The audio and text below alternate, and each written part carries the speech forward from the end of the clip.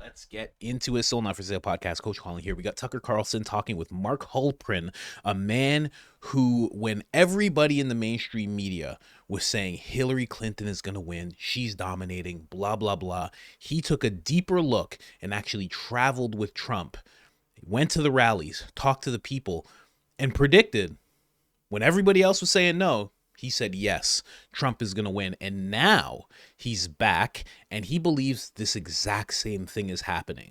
He believes that Donald Trump is on course to win. But that's not the most interesting thing I'm going to show you in these 4 clips from Tucker Carlson.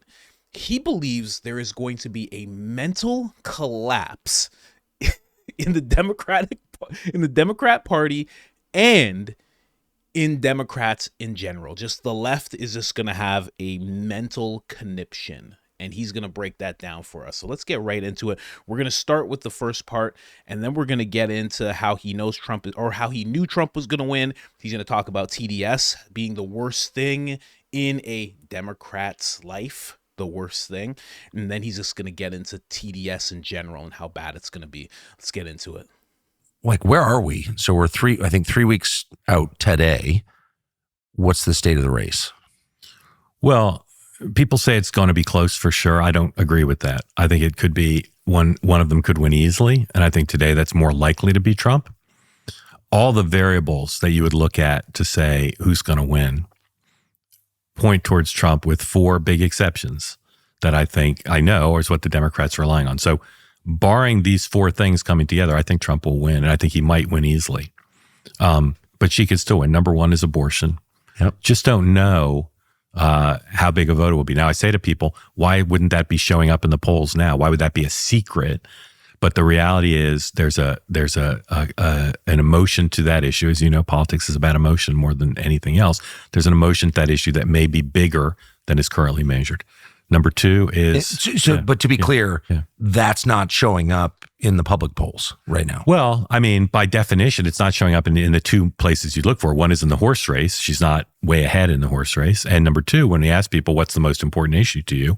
Abortion is well behind the economy, inflation, immigration. But we've seen its electoral power. And we know that Donald Trump thinks it's a big issue because he's struggled to neutralize it. He's not doing that for fun. He's doing that because he sees the same data, that there's a power to this issue that may be beyond the current measurements. That's number 1. Number 2 is a gender gap. Just the reality that women vote more than men. And again, it connects to abortion, but it's not just about abortion, because a lot of women don't like Donald Trump. That may just power a victory. 3 is her ground game. Right, the mechanical process. Her campaign is run. The chair of her campaign is someone who grew up as a field person. I don't think that's ever happened in a major presidential campaign before. And they have way more money. And President Trump has gone out of his way to demonize early voting. He's trying to change it now. But the mechanics of that, if it is in fact close, people say that could be worth 3 points. 3 points could well be significantly bigger. Yeah. And then lastly is the notion that he has a ceiling. That if the third party vote is very low, and it's much more likely to be low like it was in 20 than high like it was in 16 from the Libertarians and the Greens and Cornel West, then it may be that he can't get above 47%. That this simply, we call it Trump fatigue or January 6th, whatever you want to call it, puts off limits to him some number of voters that she may, in effectively a 2-person race in the 7 states, may be able to get to 48, 49, and he can't. Those 4 things are what give Democrats hope that they can win. But in my reporting over the last week, Republicans are not measuring the drapes and picking the cabinet, but pretty close to it. Not at the level they were at the convention when Joe Biden was still their opponent, but there's extreme confidence that they're going to take the House, take the Senate, take the White House. Democrats are somewhere between worried and freaking out, and her conduct and her capabilities as a candidate are not reassuring them. If they were honest about it, they would say, as some of them have started to say, how could we have dumped Joe Biden for someone who has a few advantages over him, but has many of the same problems, and by the way, some additional problems of their own. And I think they're recognizing that when you choose a candidate like that, you're taking a bit of a risk, and the risk may not pay off for them. So On what basis are they evaluating the race? Like, what polls are both sides, people, you listen to the smart people with predictive success over time, like what are they looking at? So, sorry about that. I let that clip run a little long, but just to address those things that he brought up, I think these are not on people's minds. I get into arguments all the time with people online. I am a Christian. It's usually me getting into arguments with Christians because they take that very seriously, abortion. But I look at it and I go, the economy, immigration, inflation, those are the top three things. If you're addressing those things, you're addressing most people's concerns. That other thing, that's what Kamala Harris has just been focused on, because that's the only thing she can really talk about with true conviction, which should tell you something. I'm just saying, the one thing she's passionate about is extinguishing life. I'm just saying. I'm not making it up. It's true. It's the only thing she really talks about. Everything else is non-answers and flimsy, but when it gets to that, it's like she's focused in. She's like, less people. Let's go. Like, that's always what her focus is. Then also, when they say that there's power behind it, I believe that's because the power that's there, which is why she focuses on it, is black women. I did not know women vote more than men. Guys, step that up. That's crazy. Although, can't always take a day off. That is where early voting kind of does help in that regard. I don't know if Trump sees that, but I mean, it's a toss-up. Could help, could hurt. But yeah, black women. And that's what Trump has been suffering with. There have been a massive uptick in just black people in general, but black women really do focus on that because they get them the most, sadly. And then women in general just kind of focus on that issue. It's the one thing that they can go, this is why I like her. You know how you ever see those videos where it's like, name her biggest achievement. Name why you actually like her. It's the one thing people can point to because everything else is absolute trash. Just straight up. Let's get into the next clip. So where he starts talking about how he knew Trump would win and what he did to actually find that out. Let's go. They're not in states. I just don't remember ever reading that. It's true. And not to make it too personal, but I should just say, for those who don't remember, I always thought that you were a liberal Democrat. I have no idea what your politics are. I'm not going to ask you. I just assume I'm a journalist. I'm an old-fashioned journalist. Okay, but I just never even I didn't think of you as any kind of right-wing activist because you weren't. But I remember in 2016 when you said shortly before the election, I think Trump's got a pretty good shot of winning. Yeah, and that was, I think, just like your analysis, analytical. I covered Trump rallies in 30 states and talked to voters across the country. Exactly. It was clear he could win, and he did. Yeah, so you were right. Yeah, but you were attacked, you were denounced for saying that. Yeah. I think covering Trump's really hard.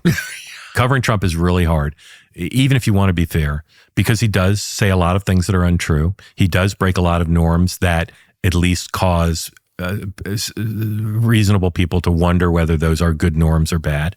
And he doesn't play straight with the kind of decorum of interactions with the public and the press, and January 6th, and some of the things he's said publicly that are hateful and hurtful. Okay, makes him very hard to cover. But he's also hard to cover because the most of the press covers him in a way that is unfair, and that the American people, not everyone, but anyone who doesn't watch MSNBC primetime knows is unfair. It's right there with the lawfare. It's unequal treatment that's hostile to him. So covering him is really hard, but you should be allowed to analyze the poll numbers. Well, of course, but also to me, it's more. I mean, that's crazy. To me, it's more to appreciate that the things that people liked about him, who liked him in 2015 and 2016, are legitimate things. That they don't believe Washington stands up for them. That they believe there's too much government regulation. They believe that there's no plan to deal with China. There were serious things he talked about, that the border needs to be secure. There are serious things he talked about that are, he talks about them often, almost always in a cartoonish way. But those are aspirational things and worries of the American people that other politicians in both parties weren't addressing. So you can analyze the poll numbers, but you can also say, as I said in 2011, which is really how I met Trump, he's talking about stuff that people respond to viscerally. that aren't being addressed, and they're not incidental things. They're core things for tens of millions of Americans. So it wasn't to me when people say, "Oh, how did you know?" It was not hard. It's not hard. You know what? That makes perfect sense. Especially if you're an honest journalist, which, I'm going to say that he is, but I'm also going to say some other things because of what he just said. But yeah, it makes sense that you would see that. People were tired of not being stood up for in any way, shape, or form. And you had this guy, and I've talked about this before at length. When it comes to Trump, his superpower is his disrespect. And if you ever watch his disrespect and how he wields it, it stops at the people. He never gets disrespectful with the people. If you ever notice that, he'll get disrespectful with the Dems. He'll even get disrespectful with people on his side that are stepping out of line. He'll do it with intelligence. He'll do it with defense contractors. But when it comes to the people, it stops. He doesn't get disrespectful with the people. That's his superpower. He knows where to put the disrespect. And all of us watch and we go, yes, be my middle finger, please. Thank you so much. Bring up the things that nobody's bringing up. They keep on not bringing up all these things. Please bring that up. So, but I will say to what he just said, people always do this. They go, he does say things that are untrue. Well, you're sitting down with Tucker Carlson for a 2.5 hour interview. You could name a couple of those things. Most people, when they say that he's a liar, that's usually just where it ends. They don't name the things he lies about. They don't name them, although there's so many. And then when it came to the debates and there was a bunch of lies that I believe it was MSNBC was tracking, they're like, we found 6,000 lies. All that got debunked. If you are willing to go to X and actually do a little investigation, many people made many videos debunking his so-called lies that he made, So there's that. And most normal people, I'm not going to say brainwashed. I'll say most people don't go over to X and get more informed and come on YouTube and all that stuff. They just kind of stop there. And then to say that he breaks norms, well, that's fantastic. He doesn't act normal. That's exactly what everybody wanted. They don't want the normal politician anymore. They want someone who's actually going to speak for them. And then again, he goes and says that he does say hateful and hurtful things. Well, again, you're locked in for a while with Tucker Carlson. He's just sitting there with his mouth open, staring at you. You could name a few of the hurtful, hateful things that he's actually said. And no one ever does. Not even the best journalists like this gentleman. I'm not saying he's the best, but he's pretty decent throughout this interview. Anyways, guys, let's move on to the next clip that we have right here, where he starts talking about TDS and how the left is going to collapse from Trump winning. But right. Well, I agree with you completely. And I also wrote a story in Politico, making some of these points, but I wasn't attacked for it because I was already on the outside. You were the inside. And I just thought the response to you was so interesting in 2016, because really the demand was not that, you be like a Democratic partisan. The demand was that you just deny observable reality. Yeah. Yes. And that's a different thing. So I have great empathy for the people who support Trump and who are angry that the establishment media and universities and all these liberal cultural institutions are hostile to them. I appreciate, and to see their candidate get 4 indictments that are wholly political, even though some of the underlying actions were wrong, but wholly political indictments. But I also have sympathy for the people of Trump derangement syndrome. I get why they think this is the worst thing that could happen to America. And I hear it from Democrats all the time who say, Donald Trump being president is not the worst thing that's ever happened in my life politically. It's the worst thing that's ever happened in my life. I don't want to put myself on a pedestal, but no, I don't believe there are too many people, forget just journalists. I don't think there are a lot of people who have empathy and understanding for both those groups. And I think that's the core challenge for the country right now, is for all of us to try to understand both groups. But why do you, you're from Washington, D.C. Your father worked at high levels of government. You're very much from that. You're from literally from that culture. Yeah. And then you spent most of your life in New I York was once City. called the high priest of establishment journalism. Well, and that is, I'm 55. I was there. And I just wanted to let that play because I had never heard of this guy, Mark Hulprin, before. And to say that he was named the high priest of, establishment journalism is very interesting. I don't remember ever seeing this guy. This is my first time seeing him. Okay, so for some of you, that might be a surprise, but I don't know. Who is this guy? I mean, he has a great read on things. Although I will step in and say right now, when he says some actions that Trump took that got him his lawfare suits, is what are the things? What are the things that you're pointing to that were wrong? The only thing that I can really think of is when they said give back the documents, he didn't give them back quick enough, but they did end up receiving them. It just wasn't fast enough. And I think their way of going after those documents was way, way overly exaggerated. I think they could have sent a guy in a suit in one car and said, "Sir, the documents, please." I think that would have been it. That's just me, and I'm admittedly biased. I admit it. I have no problem admitting my bias because I want you guys to know where all this is actually coming from. I have no problem doing that. And I haven't heard anybody else do that I don't know about you. You ever heard somebody else telling you about their bias? I'm just saying. I'm a little proud of it. I'm going to keep doing it. I hope more people do it as well. But him saying it's the worst thing ever, people actually feeling that way, the only thing that this guy's missing is the tinfoil Speedo and talking about, and Tucker too in this instance, because he's saying, they wanted us to deny reality. They wanted you to lie because you're mainstream. Obviously, we're seeing them do it every single day today.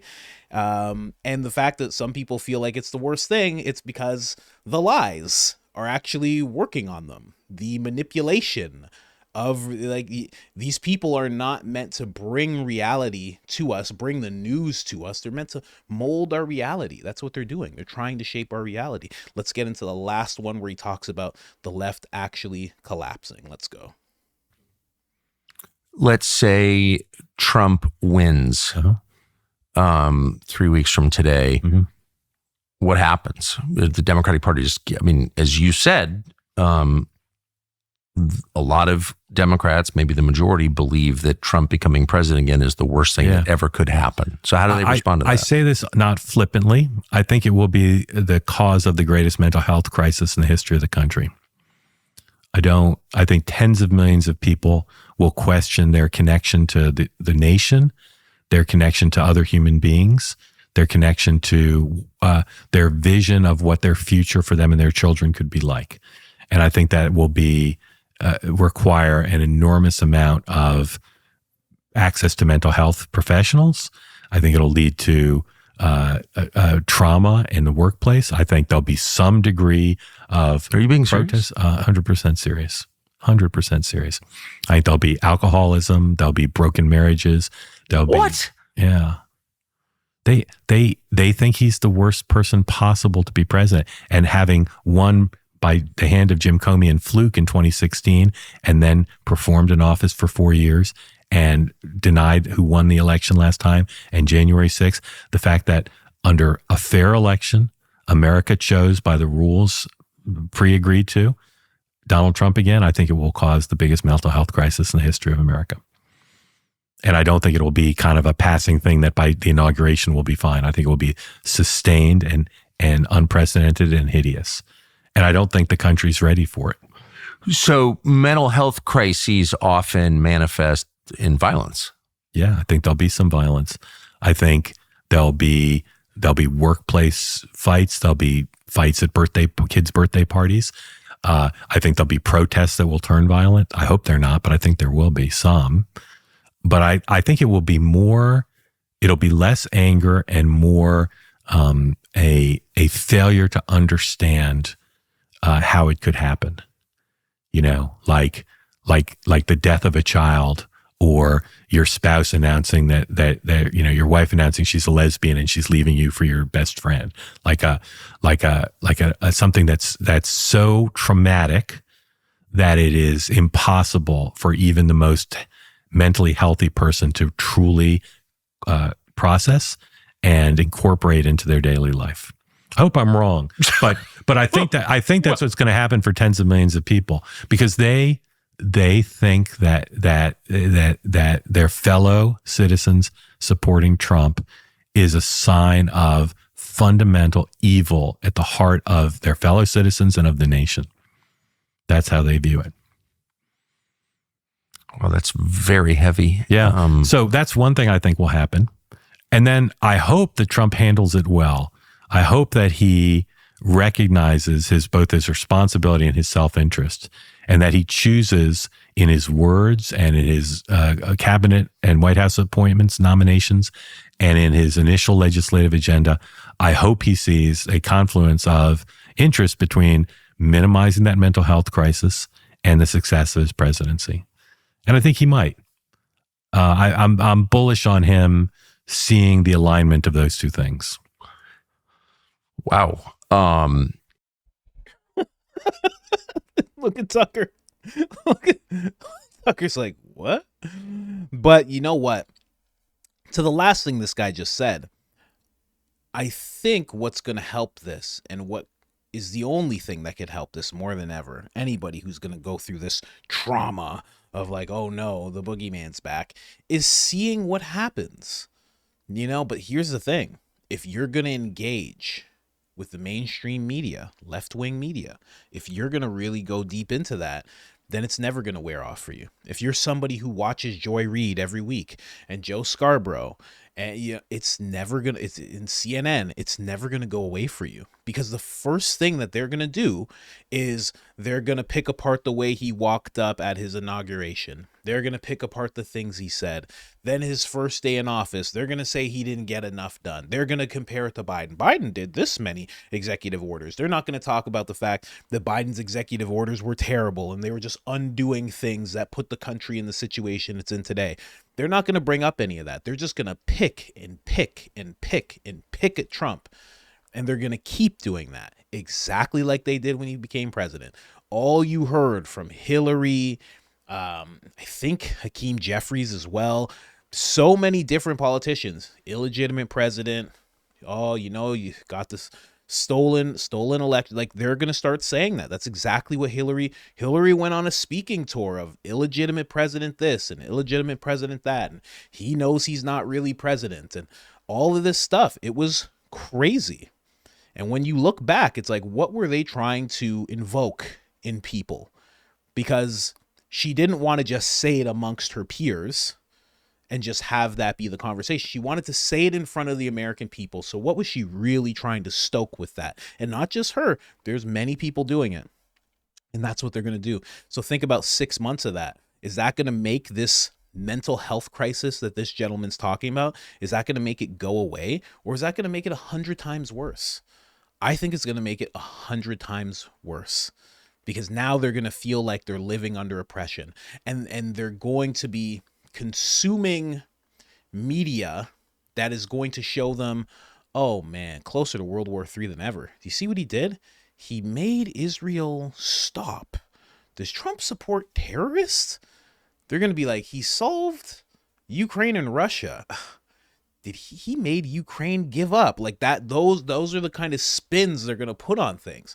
Wow, he's really making America look defenseless. Oh, well, hopefully you'll be okay. They're going to keep on pushing that type of thing. It's going to get bad. Like, if that gentleman's correct, and I think he is, I think there's some people that are just going to be like, I can't believe this. I'm going to go to Canada where the communism's plentiful. They're going to like run over there. Oh, where's the socialism at? Take my money. Take my money. It's American money. It's worth more. Here, go ahead. That's what he's going to do. Oh, man. And then Trudeau's going to be like, we're sending this to Ukraine. He's going to be like, oh, thank God. Thank God. Someone willing to send more money to Ukraine. Take my shoes. They need shoes. Meanwhile, you walk around Ukraine, some places look like Manhattan, and you're like, what? What's going on here? Whole country's being propped up by American tax dollars. It's insane. Absolutely insane. It would make, I'm not even going to get into it. I was going to say, it would make sense for them to work out a better relationship with Russia if they do need money from you know, not quite a superpower in Russia, but if they need money like that, you know what I mean?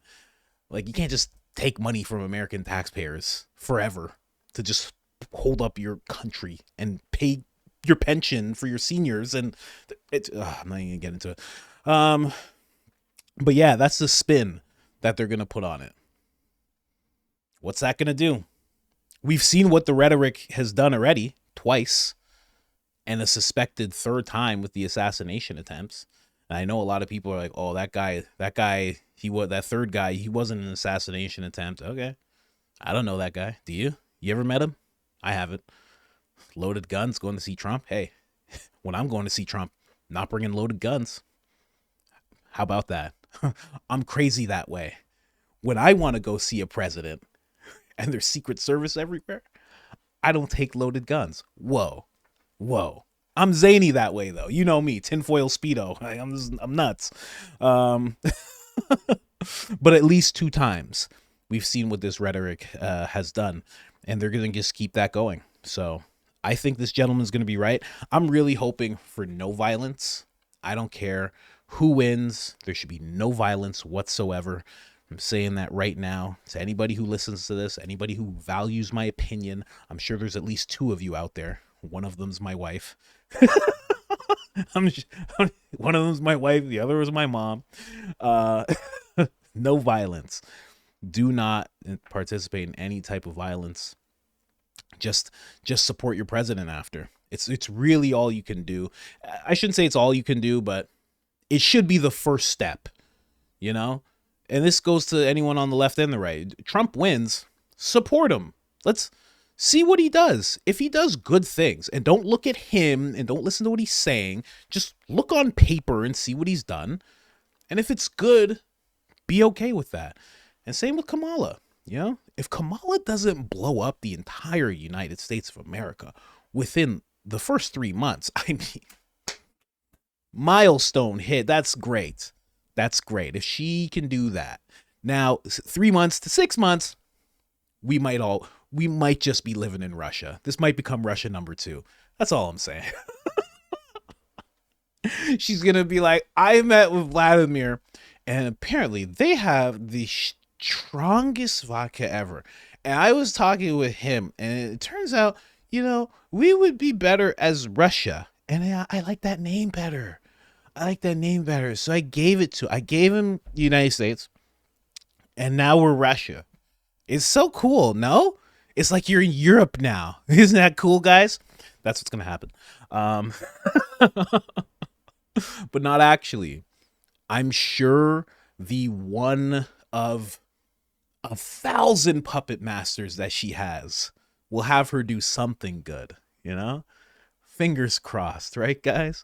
Anyways, get out there and vote, because that's what it's all depending on. And this guy said that women vote more than men. Come on, guys, get out there and vote. Make your voices heard.